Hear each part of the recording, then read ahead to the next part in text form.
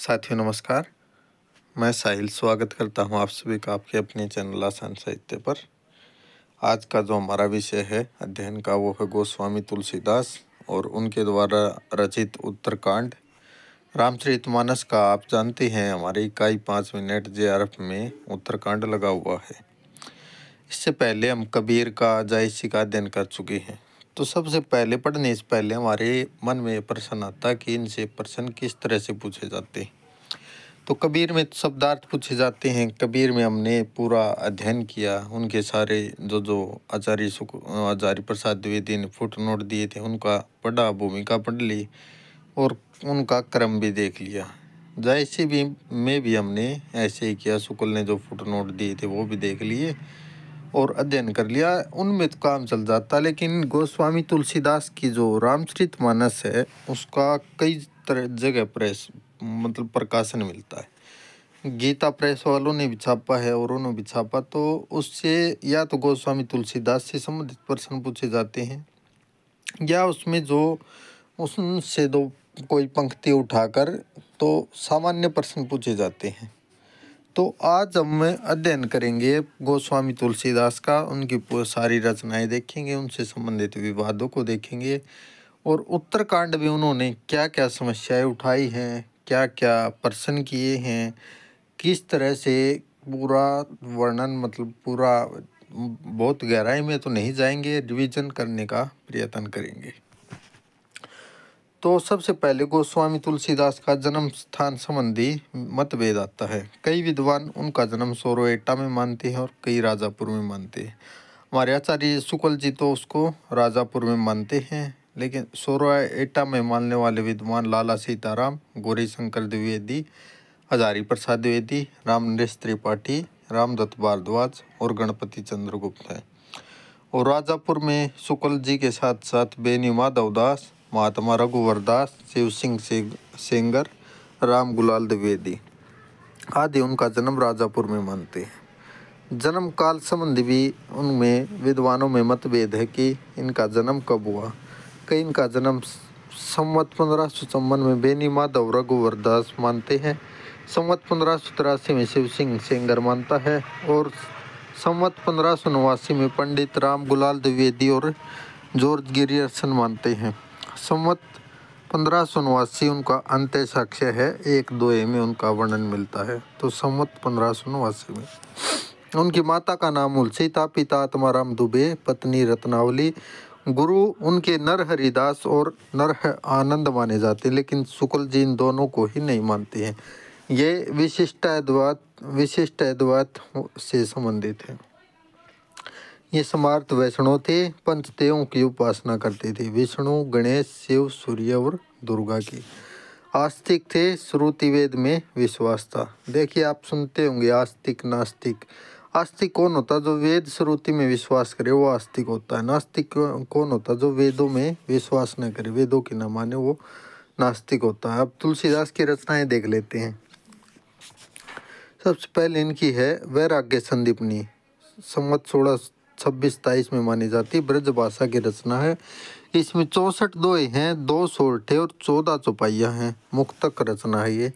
दूसरी है रामाज्ञा प्रश्न, अवधी भाषा में रचित है, दो में रची है ये और मुक्तक है।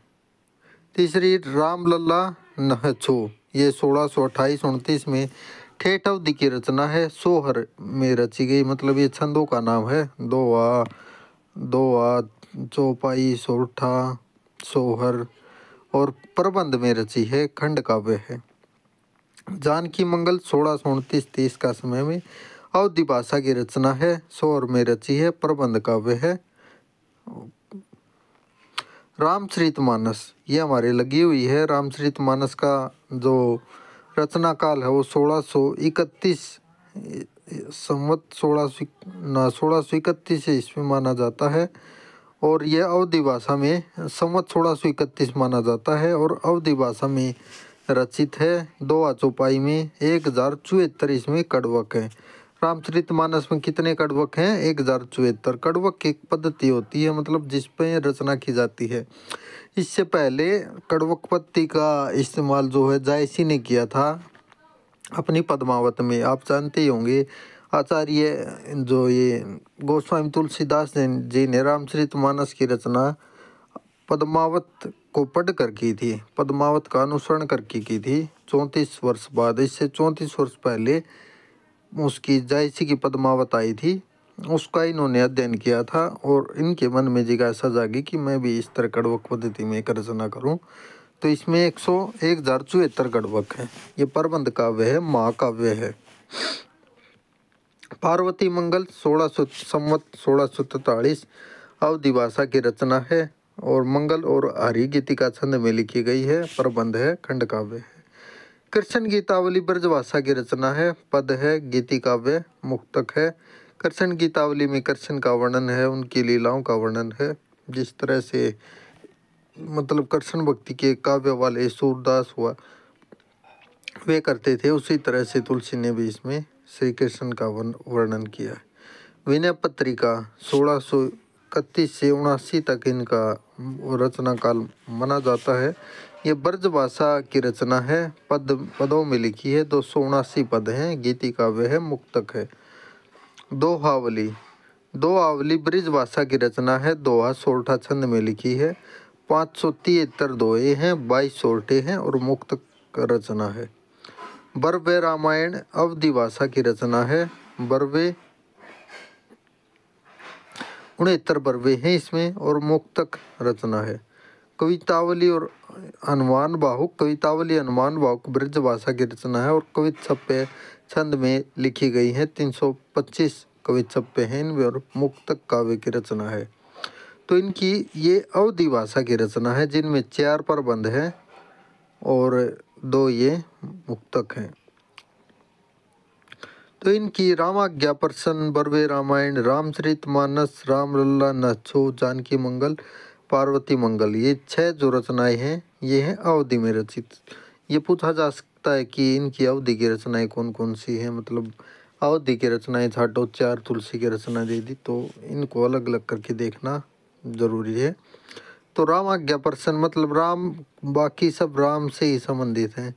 रामाज्ञा प्रसन्न हटा दें तो प्रबंध ही बचते इनके राम से संबंधित जो रामचरितमानस, रामलला, नच्छो, जानकी मंगल, जानकी भी सीता, पार्वती मंगल। ठीक है। रामचरितमानस में 7 सर्ग या 7 कांड हैं। तुलसीदास ने कांड में विभाजित किया। बाल कांड, अयोध्या कांड, अरण्य कांड, किष्किंधा कांड, सुंदर कांड, लंका कांड, उत्तर कांड। ये क्रम में लगाने बार बार पूछे जाते हैं तो बिल्कुल ध्यान में रखने हैं। कर्मागत संबंधी प्रश्न ये बार बार बढ़ते जा रहे हैं और ये तो पूछा भी गया, कई बार पूछा जा चुका है। बाल कांड, अयोध्या कांड, अरण्य कांड, किष्किंधा कांड, सुंदर कांड, लंका कांड, उत्तर कांड। तो सबसे पहले तो इनका जन्म हुआ बाल कांड, फिर अयोध्या कांड, अयोध्या में इनका राज्याभिषेक वगैरह होना था वो हुआ। फिर अरण्य कांड, फिर वन में चले गए, उनका वनवास मिल गया 13 साल का। फिर किष्किंधा कांड, किष्किंधा में गए। फिर सुंदर कांड और फिर लंका कांड, फिर उत्तर कांड। इसमें 1074 कड़वक हैं, ये मैं पहले ही बता चुका हूँ। इसकी 2 वर्ष 7 माह और 26 दिन में रचना पूरी हुई थी और लगभग ये अयोध्या में लिखी थी और कुछ भाग इसका काशी में लिखा था। इसका अंगिरस जो है शांत रस है। इसकी पहली टीका रामचरण दास ने लिखी थी, पहली बार रसखान को पढ़कर सुनाई थी। जो ये तुलसी ने रामचरितमानस सबसे पहले रसखान को पढ़कर सुनाई थी। प्रपत्ति काव्य है, तापस प्रसंग है। इसमें कलयुग का जो है वर्णन किया गया है अंत में उत्तरकांड में। रामचरितमानस में भी उत्तरकांड है, कवितावली में भी है। राम राज्य की कल्पना की गई है और वर्णाश्रम को आदर्श रूप में लिया गया है। अब तुलसीदास की जो हमारा उत्तरकांड लगा हुआ है उसको टेक्स्ट संबंधित देख लेते हैं। ये जो मैंने तुलसी संबंधित नोट्स बनाए थे, अब जो उत्तरकांड से संबंधित नोट्स हैं वे आपसे मैं शेयर कर रहा हूँ। तो ये जो रामचरितमानस है उसका उत्तरकांड हमारे इसमें लगा हुआ है। तो गीता प्रेस गोरखपुर का ही मिल जाता है और का ही मिल जाता है। अगर ईस्वी में देखें तो 1574 ईस्वी में इसका प्रकाशन हुआ और संवत में देखें तो 1631 ईस्वी में। संवत में अगर आपको ईस्वी बनानी हो तो लगभग 57 घटा दीजिए और वो ईस्वी में कन्वर्ट हो जाता है। अयोध्या में इसकी रचना हुई थी, थोड़ी काशी में 2 वर्ष 7 माह 26 दिन में लिखी। ये तो पहले ही बताया जो जा चुका है। ये 7 कांड, बाल कांड, अयोध्या कांड, अरण्य कांड, किष्किंधा कांड, सुंदर कांड, लंका कांड, उत्तरकांड कड़वक पद्धति में है। चौपाई, कड़वक पद्धति क्या होती है? सबसे पहले चौपाई अर्धली दी जाएगी, उसके नीचे दत्ता दिया जाएगा। तो 174 कड़वक है इसमें, लेकिन ये जरूरी नहीं कि केवल इसी में है, कई बार इससे थोड़ा अलग तरह का भी तुलसीदास जी ने मतलब लिखा है। प्रत्येक कांड का आरंभ संस्कृत के श्लोक से किया है। आप जानते होंगे तुलसीदास जी संस्कृत के प्रकांड विद्वान थे, बहुत बड़े विद्वान थे।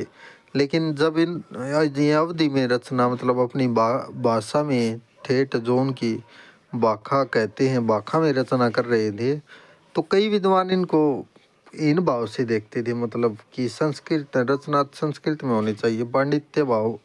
ये पंडित लोग इनको परेशान किया करते थे कि कैसा आदमी है, और ये थे प्रकांड पंडित, लेकिन इन्होंने फिर भी संस्कृत में रचना नहीं की, इन्होंने रचना है इसकी अवधि में की। फिर भी इनका जो पहला श्लोक है प्रत्येक कांड का आरंभ का, वो संस्कृत में मिलता है। उत्तरकांड में 3 श्लोक शुरुआत में है और 2 अंत में है, और 126 दोहे हैं और 125 चौपाइयाँ हैं। तो इनमें उत्तरकांड एक तो रामचरितमानस में है, इनकी 4 रचनाएं और हैं जिनमें उत्तरकांड मिलता है। कवितावली, गीतावली, बरवे रामायण और रामचरितमानस। बरवे रामायण में 27 बरवे हैं, 4 बरवे उत्तरकांड के हैं। कवितावली का उत्तरकांड व्यापक है। कवितावली का उत्तरकांड जो है वो सबसे शानदार माना जाता है। उसमें जो है काशी का यथार्थ चित्रण किया गया है। मतलब रामचरितमानस में तो जो उत्तरकांड हम पढ़ते हैं उसमें तुलसी की कल्पना है कि राम राज्य ऐसा होना चाहिए, लोगों को ये होना चाहिए, भाई को ऐसे रहना चाहिए, बहन को ऐसे, पत्नी को ऐसा होना चाहिए, पति को ऐसा होना चाहिए। तो तुलसी का जो है खुद का वो आता है, मतलब खुद का दर्शन लगा लीजिए।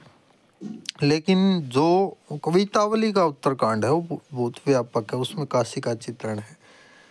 बरवे रामायण में 27 बरवे, रामचरितमानस का पूरा अध्ययन करना ही है। और गीतावली का जो उत्तरकांड है वो सबसे अलग है, इसमें राम का उत्सव धर्मी चित्रण है। आप जानते भी हैं गीतावली के संबंध में तो शुक्ल जी ने तुलसी जी को डांट भी लगाई कि तुलसीदास जी गोस्वामी जी को मतलब गीतावली का ये जो राम का उत्सव धर्मी चित्रण है ये रचना करते इसमें इतना भी ध्यान न रह गया कि आगे जो रसिक संप्रदाय के लोग हैं उसको किस तरह से लाभ उठाएंगे। तो शुक्ल जी ये कहते हैं इसमें सीता का निष्कासन का भी चित्रण है। गीतावली में बहुवती के उत्तर रामचरित के आधार पर जो सीता का निष्कासन है उसका 10 पदों में वर्णन है।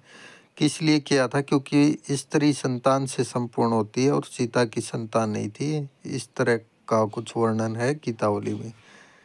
तो अब देखते हैं श्री रामचरितमानस। श्री रामचरितमानस का हमारा उत्तरकांड लगा हुआ है, 7वां कांड जो है। इसके पहले जो 6 कांड हैं इनका क्रम हम देख चुके हैं, बार बार देखने का अब क्या लाभ है। अब याद करना है तो वहीं से याद कर लेंगे। उत्तरकांड के 2 भाग हैं, एक है पूर्वार्ध, एक है उत्तरार्ध। तो पूर्वार्ध में क्या है? मूल कथा का समापन। मतलब रामचरितमानस में आप जानते हैं रामायण की तरह कथा है, हम कई बार पाठ कराते हैं रामचरितमानस का। सुंदरकांड का तो कई बार ऐसे ही पाठ बोल दिया जाता है कि चलो सुंदरकांड का पाठ कराते हैं। हमारी जो रामचरितमानस है बहुत ही फेमस रचना है, लगभग हर हिंदू परिवार के घर में ये रचना होती है। अब तो खैर पता नहीं मिलती है या नहीं, पहले सब पाठ किया करते थे रामचरितमानस का। और ये नहीं कि केवल उच्च वर्ग के घर में हो, चाहे निम्न जाति का हो, उच्च जाति का हो, कोई भी हो, लगभग हर घर में रामचरितमानस देखने को मिलती थी और राम का अध्ययन करते थे। और रामलीला वगैरह सब जातियों के लोग मिलकर गांव में किया करते थे, कोई किसी का रोल करता था, कोई किसी का, तो सब पढ़ते थे इसको। तो कोई किसी को किसी का रोल करना पड़ता था, किसी को किसी का, सबको मिलकर करना होता था, सब इसका अध्ययन करते थे। तो पूर्वार्ध में जो है मूल कथा का समापन है। मूल कथा 2 संख्या 51 पर खत्म हो जाती है। इसमें क्या क्या दिखाया? भरत की प्रतीक्षा। ये क्रम में लगाना आ जाए तो एक बार ये ध्यान में रहना चाहिए कि क्या क्या आता है। भरत की प्रतीक्षा आती है, राज्य अभिषेक होता है फिर राम का, फिर अंगद की भक्ति। ये मौलिक प्रसंग है। पहले अंगद की भक्ति का ऐसा चित्रण देखने में नहीं आया था, क्योंकि इससे पहले भी आप जानते हैं कई राम पर कई तरह की रामायण वगैरह लिखी जा चुकी थी और लिखी जा रही थी, लेकिन सब प्रसिद्ध ये केवल तुलसीदास की हुई। और इसके पीछे कई कारण भी हैं, इनकी भाषा भी है, इनका लेखन का वो भी है, कई कारण हैं। केवल धार्मिक दृष्टि से प्रसिद्ध नहीं हुई, इसके पीछे बहुत अधिक कारण हैं। तो इसके पीछे अंगद की भक्ति दिखाई, फिर वानरों का प्रत्यावर्तन दिखाया कि वानर अपने वापस जा रहे, मतलब अयोध्या से, जहाँ उनका स्थान है, राम राज्य की कल्पना, फिर राम की चर्चा और नारद की कथा से समापन हो गया। इसके बाद जो आता गरुड़ काक वसुंडी, उत्तरार्ध में गरुड़ काक वसुंडी का संवाद आता है और इन्हीं के माध्यम से तुलसी अपना जो है दर्शन को प्रकट करते हैं। वसुंडी गरुड़ संवाद में भक्ति को महत्वपूर्ण माना गया है, लीला का वर्णन है। इसमें क्या हुआ था वह ये बता देता हूँ मैं एक बार। जो गरुड़ है जो रामचरितमानस में है, राम आप जानते हैं मेघनाथ से जब युद्ध हुआ था तो मेघनाथ राम और लक्ष्मण दोनों को मूर्छित कर देता, नागपाश में बांध देता है। मूर्छित नहीं मतलब नागपाश में बांध देता है, और अगर वो सुबह तक नागपाश से मुक्त नहीं किए जाते तो राम लक्ष्मण की मृत्यु हो जाती। तो हनुमान जी गरुड़ के पास जाते हैं और गरुड़ से कहते हैं कि भाई प्रभु को नागपाश से मुक्त करो। गरुड़ ने मुक्त तो कर दिया, लेकिन जब वो गए तो उनके मन में संशय आ गया कि ये प्रभु नहीं हो सकते हैं, तो कोई आम आदमी है, अगर ये प्रभु होते तो इनको क्या ज़रूरत पड़ती, नागपाश से ऐसे ही मुक्त हो जाते। तो ये संदेह करते करते ब्रह्मा के पास गए। ब्रह्मा ने कहा अभी मेरे पास तो कोई उत्तर नहीं है तो प्रभु, लेकिन आप उन्होंने कुछ नहीं बताकर उनको सीधा शिव के पास भेज दिया। शिव के पास गए, शिव ने कहा कि प्रभु बताओ मुझे। गरुड़ जो है विष्णु का वाहन है, मतलब तो राम का भी वाहन हो गया, क्योंकि राम विष्णु के अवतार थे। तो शिव ने कहा कि तुम भुसुंडी ऋषि के पास जाओ, तो वो तुम्हें उसका उत्तर देंगे। भुसुंडी को श्राप था, वो शायद काग कौवे के रूप में थे, तो उसके पास गए। उन्होंने कहा कि बताइए कि मेरा प्रश्नों का निवारण कीजिए, मतलब मुझे शिव ने भेजा है। तो इसमें भक्ति को महत्वपूर्ण माना गया है और उन्होंने बताया कि प्रभु तो लीला कर रहे थे, ये केवल अब तक जो है लीला थी इनकी सब। तो वो गरुड़ उनसे प्रश्न पूछता है, 7 तरह के प्रश्न पूछता है, क्योंकि तुलसी को इससे अपना दर्शन प्रकट करना था। तो ये तुलसी के प्रश्न और उत्तर मान लीजिए, लेकिन है वो भुसुंडी और गरुड़ के संवाद से। तो सबसे पहले गरुड़ पूछता है कि सबसे दुर्लभ शरीर कौन सा, मतलब कौन सा शरीर ऐसा जिसे पाकर लोग धन्य हो जाते हैं। तो सबसे दुर्लभ शरीर, ये प्रश्न 7 प्रश्न पूछे थे गरुड़ ने, ये पूछे जा सकते हैं। तो उसका आंसर मतलब उत्तर बताया मनुष्य का शरीर जो है सबसे दुर्लभ है। और फिर पूछा गरुड़ ने कि मानव का सबसे बड़ा दुख क्या है। देखिए यहाँ से आप दर्शन को समझने का प्रयत्न कीजिए कि रामचरितमानस इतनी प्रसिद्धि क्यों प्राप्त की। अब आप सोचें कि बिना पढ़े कि क्या उत्तर माना होगा मानव का सबसे बड़ा दुख, तो हम देखते हैं कि प्रभु को न मिलना। उसमें तो यही भाव था, प्रभु प्रभु प्रभु मिल जाए और मिल जाए। तो सबसे बड़ा दुख हम मान सकते हैं कि क्या पता तुलसी ने कहा कि प्रभु राम का न मिलना, उनसे मिलन न होना, ये न होना, भक्ति न कर पाना, इस तरह का सबसे बड़ा दुख बताया होगा। लेकिन यहाँ पर वो जीवन की दरा पर उतरते हैं और बताते हैं कि दरिद्रता या गरीबी जो आर्थिक विपन्नता होती है, गरीबी होती है, वो मानव का सबसे बड़ा दुख है। फिर गरुड़ ने पूछा कि संत के लक्षण बताइए, संत कौन है? तो बताते हैं जो परमार्थ के लिए जीवन अर्पित कर दे, जो दूसरों को अच्छा करने के लिए, भलाई के लिए अपना जीवन अर्पित कर देता है, वो संत है। और फिर वो पूछता असंत के लक्षण क्या हैं? तो बताते हैं कि केवल जो अपने सुख के लिए काम करे और दूसरे को दुखी देखकर खुश हो। आजकल तो आप जगह जगह संत ही देखेंगे ज़्यादा, क्योंकि सब अपने सुख से सुखी हैं, दूसरे से कोई लेना देना नहीं है और दूसरे को दुखी देखकर खुश होते हैं। तो ये असंत के लक्षण हैं। सबसे बड़ा पुण्य क्या है? अहिंसा। अहिंसा। गांधी आप जानते किस तरह से प्रभावित थे राम से, अहिंसा उन्होंने यहीं से लिया है। अहिंसा केवल ये नहीं कि ये लड़ाई दंगा न करना, किसी को पीटना नहीं, अहिंसा हर तरह से अहिंसा। न किसी पर बोलकर अत्याचार करना है, न किसी शारीरिक अत्याचार करना है, न मानसिक, किसी तरह का कोई अत्याचार किसी पर न करना सबसे बड़ा पुण्य है। किसी पर किसी प्रकार की हिंसा न करना। सबसे बड़ा पाप क्या है? परनिंदा, किसी की निंदा करना सबसे बड़ा पाप माना है तुलसी ने। फिर पूछा कि मानस रोग क्या है? गरुड़ ने पूछा कि मानस रोग क्या है? तो उन्होंने बताया भुसुंडी ने कि लोभ, मोह, काम, क्रोध, ईर्ष्या, द्वेष, मद, हिंसा, ममता, विषाद, डाह, कुटिलता, तृष्णा, अविवेक, ये सब मानस रोग हैं। फिर वो 5 समस्याएं जो हैं तुलसी के समय चल रही हैं, उनका भी निराकरण करते हैं। तुलसी के समय एक तो कलयुग की समस्या उठाते हैं, कली काल की, कि उसमें नैतिक सदाचरणों का विरोध, परम्परित सामाजिक व्यवस्था विसंकलित है, लोग वर्णाश्रम धर्म का पालन नहीं कर रहे हैं, उनको वर्णाश्रम धर्म का पालन करना चाहिए ताकि जो है सामाजिक ढर्रा सही से चले, लोग खुश रह सकें।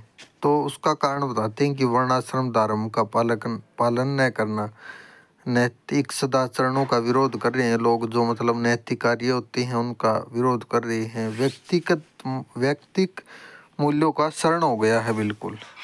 दूसरा आप जानते हैं तुलसी के समय सबसे बड़ी समस्या थी शैव वैष्णव समन्वय। एक और शैव थे जो शिव की भक्ति करते थे, एक और वैष्णव थे जो विष्णु से संबंधित मतलब राम की, कृष्ण की, इनकी भक्ति करती थी। तो शैव और वैष्णव मतलब अलग अलग थे, बिल्कुल अलग अलग थे। तो उनका समन्वय करने का जो कार्य किया था वो तुलसी ने किया था। आज हम देखते हैं, आज हम आसानी से शिव की भी पूजा करते हैं, राम की भी करते हैं, देवी की भी करते हैं, कोई दिक्कत नहीं है। ये कार्य किया किसने? ये कार्य तुलसी ने किया था। पहले ऐसा नहीं होता था। उससे पहले आप देखेंगे जो शैव है वो केवल शिव की ही करता है, वैष्णव है वो केवल वैष्णव धर्म का ही पालन करता था। तो समन्वय करने का, सबको एक तरह से जोड़ने का, एक मुट्ठी करने का कार्य जो किया था तुलसी ने किया था। और ऐसा किया मतलब इसको देखकर सब एक हो गए। आप देखेंगे राम शिव की पूजा कर रहे हैं, जब शक्ति की प्राप्त करनी होती थी राम शिव की पूजा कर रहे हैं, शिव राम की पूजा कर रहे हैं। तो ये समन्वय किया था तुलसीदास जी ने। निर्गुण सगुण विवाद, एक और निर्गुण काव्य धारा बह रही थी, दूसरी ओर सगुण काव्य धारा बह रही थी। निर्गुण में क्या थे? जो संत और सूफी थे, और सगुण में कृष्ण और राम भक्ति वाले थे। तो इनको एक कैसे किया जाए, सबको एक करना था। तुलसी जो थे बड़े बड़े लक्ष्य रखते थे कि सबको एक कैसे किया जाए। शैव वैष्णव का समन्वय कर दिया, निर्गुण और सगुण का समन्वय कैसे किया जाए? तो कहते हैं कि निर्गुण और सगुण में कोई भेद नहीं है, सबका लक्ष्य भक्ति करना है। निर्गुण सगुण नहीं कुछ भेदा, इस तरह अगुण सगुण नहीं कुछ भेदा। कोई पंक्ति है बहुत ही प्रसिद्ध इनकी, मुझे याद नहीं आ रही है अब। सूरदास तो आप जानते हैं बहुत विरोध करते हैं निर्गुण वालों का। वो तो गोपियों के मुंह से जब उद्धव उनको वो ज्ञान देने के लिए आता है तो सीधा सीधा कह देते हो निर्गुण कौन देश को वासी, निर्गुण किस देश का वासी, ये निर्गुण है कौन है। और निर्गुण जो थे वो सगुण को नहीं मान रहे थे कि हम तो केवल जो है हमारी वाली भक्ति करेंगे। तो इसको एक करने का कार्य भी तुलसी ने किया। और यहाँ से ये अवधारणा चली कि सबका लक्ष्य तो केवल भक्ति करना ही है, चाहे वो निर्गुण हो सगुण हो, ईश्वर प्राप्ति ही तो लक्ष्य है, और क्या लक्ष्य है। तो ये भी कार्य जो है तुलसी ने किया। यहाँ से आप अंदाजा लगा सकते हैं जो समस्याओं को इनको ठीक कर रहे हैं, जो दे रहे हैं, इससे तुलसी श्रेष्ठ हैं। केवल ये नहीं कि उन्होंने धार्मिक काव्य रच दिया, रामचरितमानस रच दिए इसलिए तुलसी फेमस हो गए और हो गए, ये केवल कहने की बातें हैं। इससे पहले भी हजारों रामचरितमानस ऐसी ही रची गई, उसके बाद में भी राम के ऊपर ऐसे ही अनेकों रचनाएं होती रही हैं, लेकिन कोई प्रसिद्ध नहीं हुई। इसकी प्रसिद्धि का कारण ये है, ये सभी प्रकार की समस्याओं को ठीक करना। चौथा, मनुष्य की श्रेष्ठता सत्कर्म, ज्ञान, विद्या, उपासना और योग और वर्ण व्यवस्था धर्म, वर्णाश्रम धर्म का पालन करने में है, ये उन्होंने बताया। फिर पांचवा जो है लीलानंद व ब्रह्मानंद की तुलना की, और लीलानंद को ब्रह्मानंद से कई श्रेष्ठ माना। फिर राम राज्य की कल्पना करते हैं कि राम राज्य मतलब यूटोपिया, कैसा मतलब राज्य होना चाहिए। कबीर भी अपना तुलना करते हैं, कबीर बेगमपुरा की तुलना करते। बेगमपुरा मतलब वो किस तरह से होना चाहिए, कैसे लोग हों, कैसा आचरण होना चाहिए।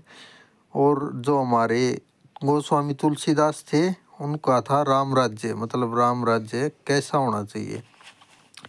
सबको विषमता से मुक्ति मिल जाए, जो असंतुलन फैला है वो ठीक हो जाए, सब खुश होकर रहने लगे, सब प्रेम से रहें, दैहिक दैविक भौतिक तापा से सबको मुक्ति मिल जाए। दैहिक मतलब जो हमारे शारीरिक जो हमें कष्ट होते हैं, जो हमारे शरीर में, चाहे वो बुखार हो, कोई कष्ट हो, कोई दर्द हो, तकलीफ हो, वो सारी ठीक हो जाएं। दैविक मतलब जो देवताओं से कष्ट मिलते हैं वो सब दूर हो जाएं, कोई देवता किसी को कोई कष्ट ना दे। भौतिक मतलब जो भौतिक आपदाएं आती हैं, बाढ़, सूखा, आप जानते हैं उस समय पर कितनी बाढ़ सूखे पड़ते थे, लोग भूखे मर जाते थे, खाने को अन्न नहीं मिलता था।